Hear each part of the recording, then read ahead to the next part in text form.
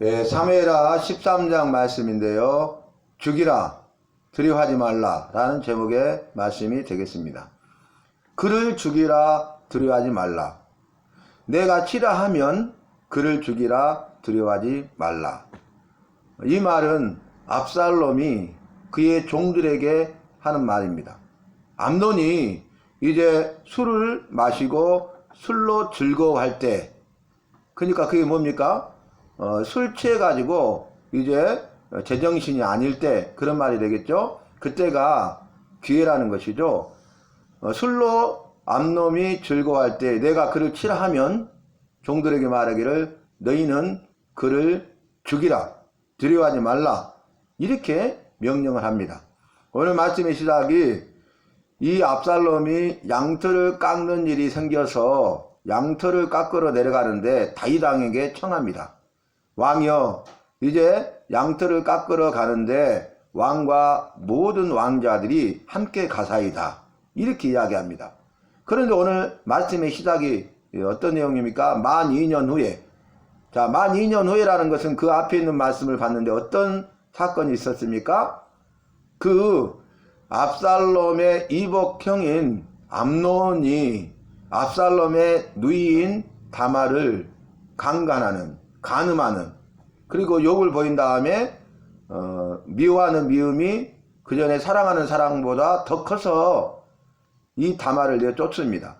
그래서 그 처량한 형편 가운데 있게 된 그의 누이 다말에게 하는 말이 무엇입니까? 지금은 잠잠하라, 근심하지 말라, 그렇게 말을 합니다.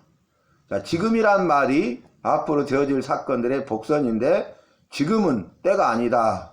그러므로 때를 기다리자. 때가 되면 내가 행하리라. 뭘 행하겠다는 것이죠? 이 압살롬이 자신의 누이 다말에게 암논이 너에게 행한 그 일에 대해서 내가 때가 되면 암논에게 책임을 묻겠다. 그리고 그 일에 대해서 보복하고 그 일에 대해서 복수할 것이다. 그런 내용이 되겠죠. 그리고 난 다음에 다윗이 이 소식을 듣고 심히 노합니다. 그러면 뭔가 액션, 행동을 취해야 되는데 그 이후로 이 일에 대해서, 잘못된 일에 대해서 다윗은 아무 일도 하지 않습니다. 그리고 2년이 지나요. 그 사건이 있은 주 만 2년 후에 압살롬이 양털을 깎으러 내려가는 길에 왕에게 간청하여 다윗 왕과 왕자들이 함께 가사이다 이렇게 청하는 것입니다. 이제는 때를 기다렸는데 그때가 됐다고 생각한 거죠. 어떤 생각이었을까요? 책임을 묻고 보복하고 복수하는데 오늘 본문 말씀을 보니까 죽이려고 한 것이죠. 죽여버리겠다. 죽일 수 있는 기회가 왔다. 절호의 기회다. 이렇게 생각한 것입니다. 그런데 그럴 필요 없다. 다윗 왕이 그렇게 그 요구를 거절합니다. 할 필요가 무엇이 있겠느냐. 그러니까 이제는 압살롬이 거기서 포기하거나 멈추지 아니하고 다윗 왕에게 그러면 암논과 함께 내려갈 수 있도록 해 주소서. 그럴 이유가 무엇이냐 또 이렇게 물어요. 그런데 그 일에 대해서 그 일이 무엇입니까? 왕이 가지 않으시려거든 암논이 함께 내려갈 수 있도록 허락해 달라고 청하는데 이제는 포기하지 아니하고 간청함에 다윗이 이에 허락했다는 것입니다. 그래서 결국 어떻게 됩니까? 이제 암논과 왕자들을 보내요. 다윗만 가지 않은 것이죠. 만약에 다윗이 그곳에 내갔다면 그 형제가 형제를 죽이는 그 비극을 보게 될 것이죠. 그 이후에 이제 이 사건 이후에 압살롬이 도망가서 3년 동안 있다가 돌아오고 잠시 머물렀다가 무슨 일을 합니까? 반역을 일으키잖아요. 반란을 통해서 자기 아버지 다윗 왕을 몰아내요. 그리고 다윗 왕을 죽이고자 합니다. 그러니까 만약에 암논이 다말을 범한 후 2년 후에 왕과 왕자들이 내려가사이다 했을 때 그걸 좋게 여기고 다윗 왕과 왕자들이 내려갔다면 더 큰 일이 일어날 수 있었습니다. 그때 아예 반역을 깨하고 반란을 일으킬 수도 있는 것이죠. 왜냐하면은 다윗왕을 죽이고, 물론 첫 번째는 암논을 죽여서 그 복수를 하는 거죠. 그리고 왕자들을 쳐 죽이고, 그리고 다윗왕을 죽이면 자기가 왕이 될 수 있잖아요. 그런데 이제 그 일이 수포로 지나가게 된 것이죠. 결과론적으로는. 그리고 나서 이제 암논과 왕자들이 함께 내려가게 되니까 압살롬이 조용히 그의 종들에게 말하여 명령하는 게 무엇입니까? 자, 암논이 술로 즐거워할 때에, 이제 술에 취해가지고 제정신이 아닐 때, 또 자기의 상태를 제어할 수 없을 때에, 자신을 보호할 힘과 의지가 없을 때에, 그런 능력을 상실했을 때에, 그때가 기회라는 거죠. 절호의 기회라는 거죠. 그래서 그 압살롬이 그의 종들에게 암논이 술로 즐거워할 때에 내가 그를 치라 하거든. 너희는 그를 죽이라, 암논을 죽이라. 그 죽이는 일에 대해서 두려워하지 말라. 그 말은 무엇이냐면 지금 주인의 명령이고 주인의 의지가 강함을 보여주고 있고, 또 이제 만약에 이 일에 실패하면 어떻게 됩니까? 자신이 죽을 수 있잖아요. 그러니까 죽음을 각오한 것이죠. 결연한 의지를 가지고 이 명령을 내렸고, 그리고 내가 치라 하면 바로 그 신호에 죽이고 두려워하지 말아라.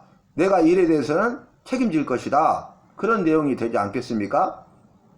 쉽게 말하면 반역, 반란, 쿠데타를 일으킬 수도 있었죠.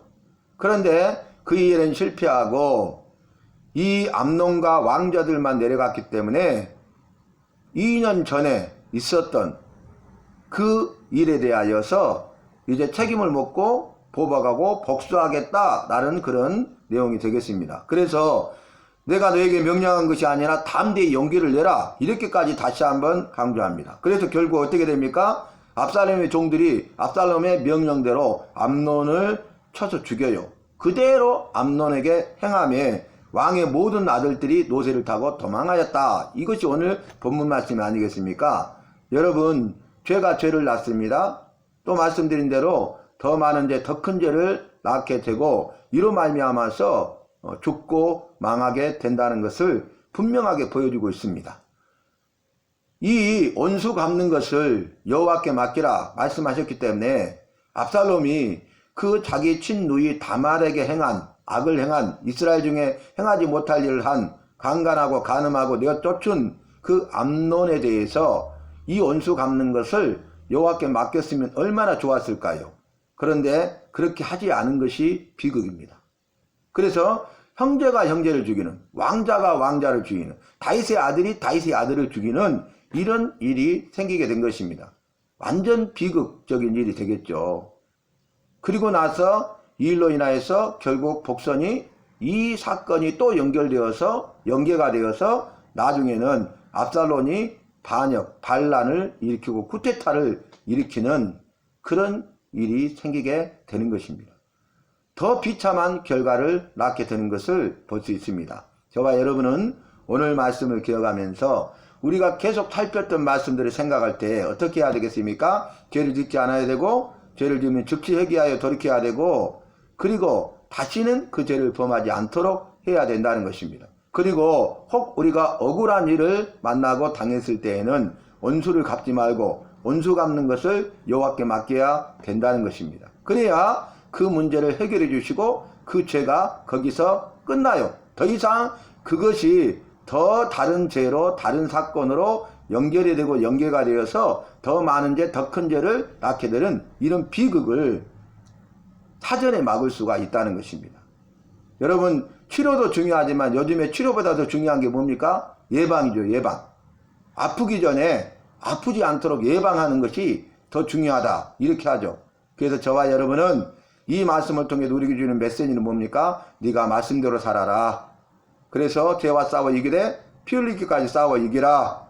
죄로부터 이 영적 싸움에서 승리하는 자가 되어라. 혹 연약하여 죄를 범하면 즉시 회개하고 돌아와 다시 말씀으로 살아라 하신 말씀을 기억하면서 오늘 또 여전히 저와 여러분은 말씀으로 살고, 그리고 다시 말씀으로 살아가는 날마다의 삶이 되고 일생이 되어야 하겠습니다.